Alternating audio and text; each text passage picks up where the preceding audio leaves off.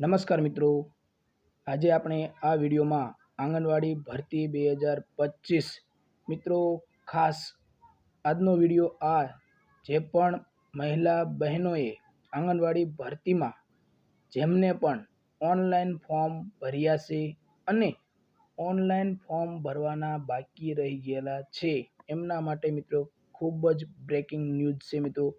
ઘણા ખરા મહિલા બહેનો જે આંગણવાડી ભરતી 2025 બહાર પાડવામાં આવી હતી મહિલા અને બાળ વિકાસ દ્વારા। ખાસ મિત્રો કોના દ્વારા?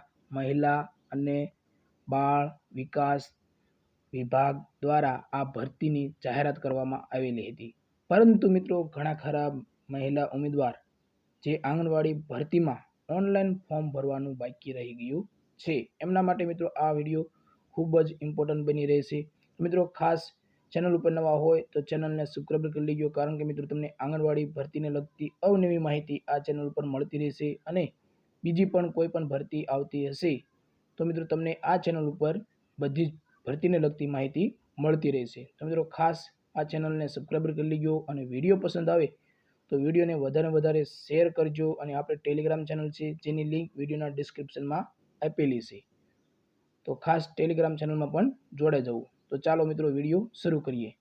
તો મિત્રો આંગણવાડી ભરતી 2025 એક મહિનો ખાસ મિત્રો એક માર્ચ તમને આપવામાં આવેલો હતો ઓનલાઈન ફોર્મ ભરવા માટે। ખાસ કેટલો? 1 મહિનો તમને ઓનલાઈન ફોર્મ ભરવા માટે આપવામાં આવેલો હતો, પરંતુ ઘણા ખરા બહેનોને શરૂઆતમાં ખાસ શરૂઆતમાં ફોર્મ કોઈએ ભરવાના કોઈ એવી મહત્વ ન ધરાવ્યું કે ઓનલાઈન ફોર્મ આપણે ઝડપથી ભરી દઈએ। પરંતુ મિત્રો વચ્ચે હાઈકોર્ટ દ્વારા ચુકાદો આપવામાં આવ્યો, એટલે કે હાઈકોર્ટ દ્વારા ચુકાદો આપવામાં આવ્યો કે આંગણવાડી ભરતી આંગણવાડી કાર્યકર અને તેડાગરનો પગાર વધારવામાં આવશે। એટલે કે કેટલો કરવામાં આવશે? 24,800 કરવામાં આવશે અને જ્યારે તેડાગરનો 20,300 કરવામાં આવશે અને ઓનલાઈન ફોર્મ ભરવાના શરૂ થઈ ગયા। ખાસ મિત્રો 300 આવશે, ઓનલાઈન ફોર્મ ભરવાના શરૂ થઈ ગયા। મિત્રો ઘણા ખરા આંગણવાડીમાં બહેનોએ ખૂબ જ ફોર્મ ભર્યા છે અને મિત્રો ઓનલાઈન ફોર્મ ઘણા ખરા બહેનોના રહી ગયા। શાના કારણે રહી ગયા એ પણ હું તમને જણાવીશ આ જ વિડીયોમાં। તો મિત્રો ખાસ હવે ઘણા ખરા બહેનોના જે કોમેન્ટમાં અથવા તો મેસેજ આવતા હોય છે કે શું હવે ઓનલાઈન ફોર્મ ભરાવાની તારીખ લંબાવવામાં આવશે? મિત્રો આ પ્રશ્ન ખૂબ જ અત્યારે ચર્ચાનો બની રહ્યો છે। તો આજે આપણે આ વિડીયોમાં એ જ જણાવવાના છે કે શું હવે આંગણવાડી આ ભરતી જે છે એમાં શું તારીખ લંબાવવામાં આવશે? ઓનલાઈન ફોર્મ તો મિત્રો બંધ થઈ ગયા છે, હવે ઓનલાઈન ફોર્મ ભરવાનું બંધ થઈ ગયું છે। ક્યારથી? તો મિત્રો 30/8/2025થી આ ઓનલાઈન ફોર્મ બંધ થઈ ગયેલા છે। તો હવે શું ઘણા ખરા મહિલાઓ આ ફોર્મ ભરવાના બાકી રહી ગયા છે, તો બાકી રહી ગયા છે એ બહેનોને હવે શું કરવાનું છે? તો મિત્રો જોઈએ કે શું ભરતી બોર્ડ દ્વારા નિર્ણય લેવામાં આવશે એ આપણે તમને આગળ જણાવીએ। તો મિત્રો ખાસ વિડીયોમાં બન્યા રહેજો। હા મિત્રો, જો તમારા ઘણા ખરા બહેનોના ઓનલાઈન ફોર્મ ભરાવાના બંધ રહી ગયા છે, મહિલા ઉમેદવારના ઓનલાઈન ફોર્મ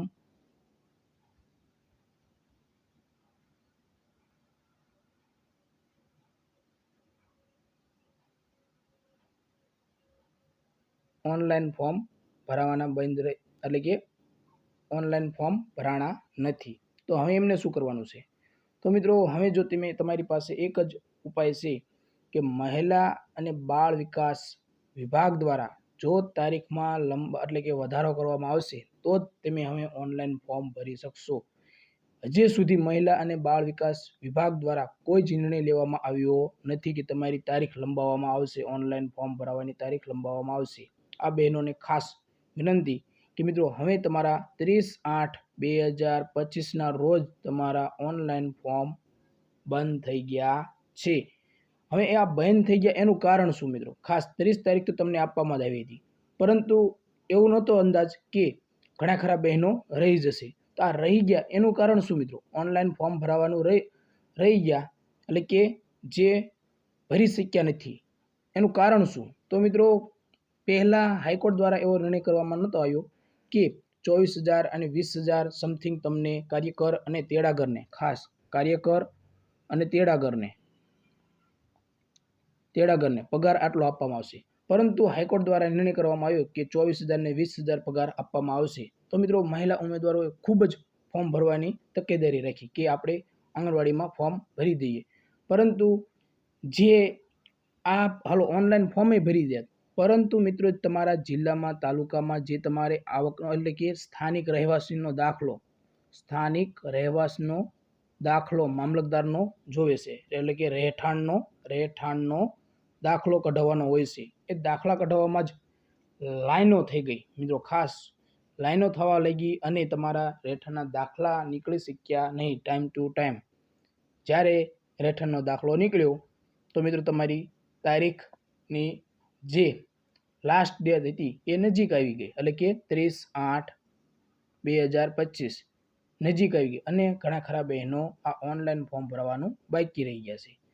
તો હવે શું કરવું? તો મિત્રો હવે એક જ એનો ઉપાય છે. જો મહિલા બાળ